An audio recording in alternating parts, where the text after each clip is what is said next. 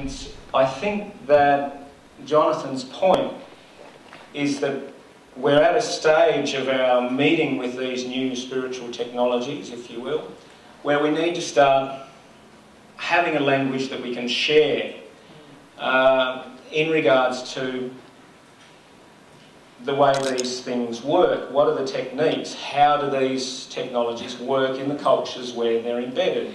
My name's Even Dawn, and I'm one of the founding members of Somara. It's a shamanic medicine forum that's happening at Starseed Garden. Well, with Somara we've been aiming to focus on information about shamanic practices and medicines, but also the culture around them. So we have visionary arts and like an elixir bar and things where people can sort of experience plant culture in a sense. But there are other things like frogs and toads and other things that aren't plants. But there's also, and this is what the real vision of Samara is that all those shamanic practices in themselves, which aren't about ingesting anything, but they are about entering into trance-like or altered states via meditation or drumming or dance or singing. And so we're just doing the dress rehearsal for later on tonight before Dark Pain comes on. Okay, so we'll just do this one. Yep. Yeah.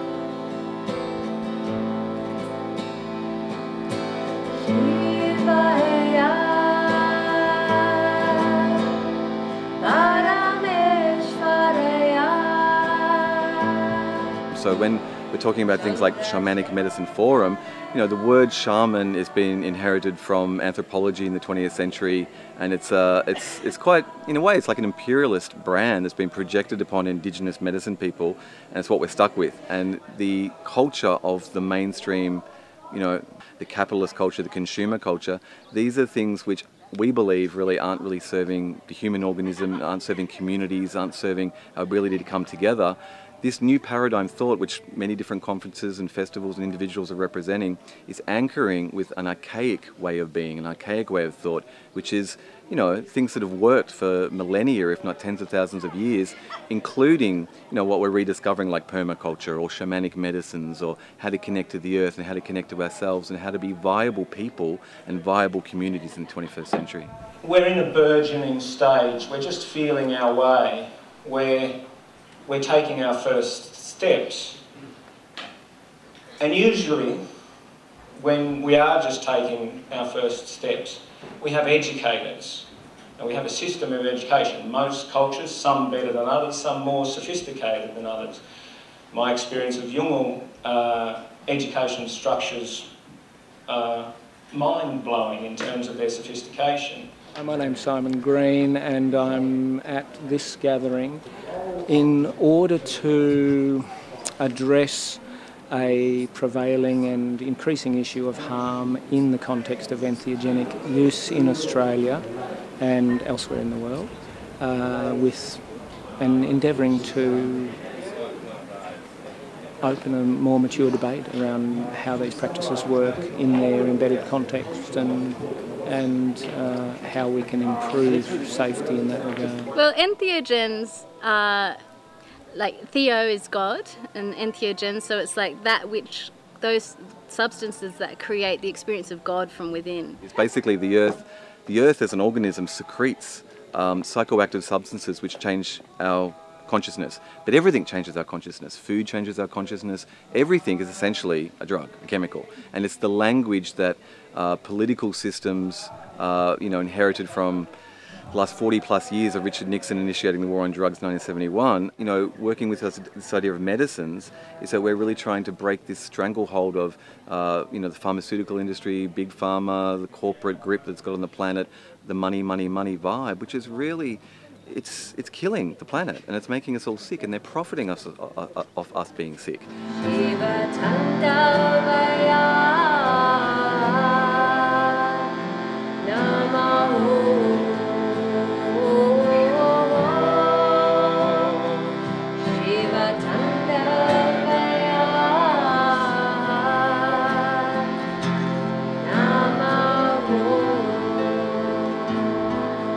So my name is Dan Schreiber, and I've been curating and creatively directing these gardens called Starseed Gardens here for the last 10 years in an abandoned piggery.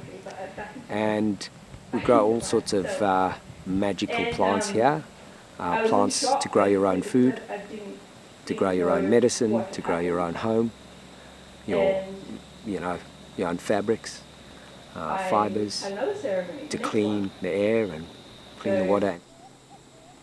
There was a time when it would be quite serious seekers of self and hedonists, and now it's spread out a lot more into a type of, I won't say mainstream, but a type of mainstream where there's a lot of people looking for alternative solutions to healing because they've been let down by the pharmaceutical industry, or safer ways of working with their own spiritual evolution outside of maybe a guru or some other hedonistic spill. You know, if you're working with a psychiatrist or someone, they only have basically what you tell them and what they observe.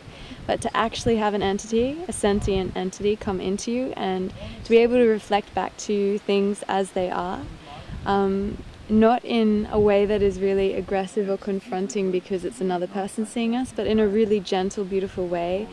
It really helps us to grow and to learn from those things. So I think it's a really powerful medicine.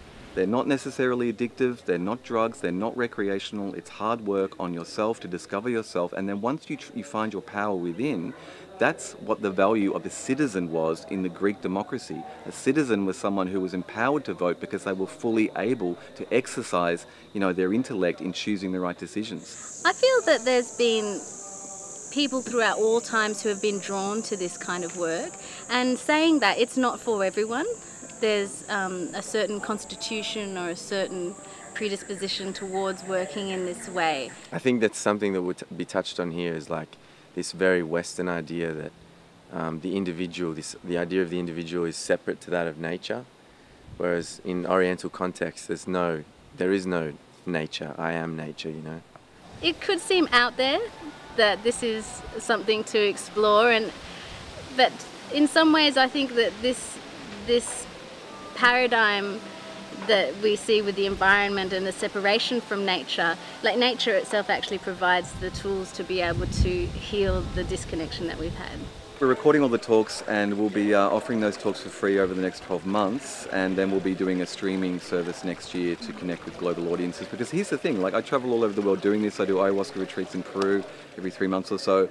It's booming because people are hungry for an authentic connection to themselves, to the planet. There is enough people here and interested in the topic worldwide for it to show that entheogens aren't going away, and they've actually been around before the government was, and so we have to actually not criminalize what is actually a natural human cultural behaviour. And so Somara Shamanic Medicine Forum here in the Byron Bay is helping anchor that here for local community and for the global people watching it.